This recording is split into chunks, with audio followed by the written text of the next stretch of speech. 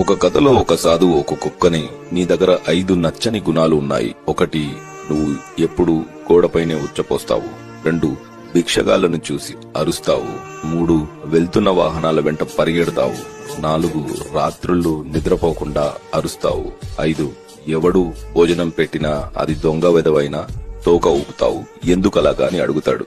దానికి కుక్క, నేను గోడ మీద లేక ఎవరూ తిరగని చోటులో ఎందుకు ఉచ్చపోస్తాను అంటే, భోజనం భూమిపైన పెడతారు కాబట్టి ఆ ప్రదేశాన్ని శుభ్రంగా ఉంచాలని. భిక్షగాళ్లను చూసి ఎందుకు అరుస్తానంటే, కష్టపడి పని చేయకుండా ఎదటి వారిని ఎందుకు యాచిస్తున్నారని కోపంతో అరుస్తాను. వెళ్తున్న వాహనాల వెనకాల ఎందుకు పరిగెడతానంటే, అతి వేగంగా వెళ్లడం వల్ల ప్రమాదమే కాని ఎలాంటి ఉపయోగం ఉండదని చెప్పడానికి. రాత్రుళ్ళు ఎందుకు అరుస్తానంటే, నిశ్శబ్దంగా నిర్మానుషమైన ఈ చీకటిలో నేను మీకు తోడుగా ఉన్నాను, మీరు జాగ్రత్తగా పడుకోవచ్చు అని.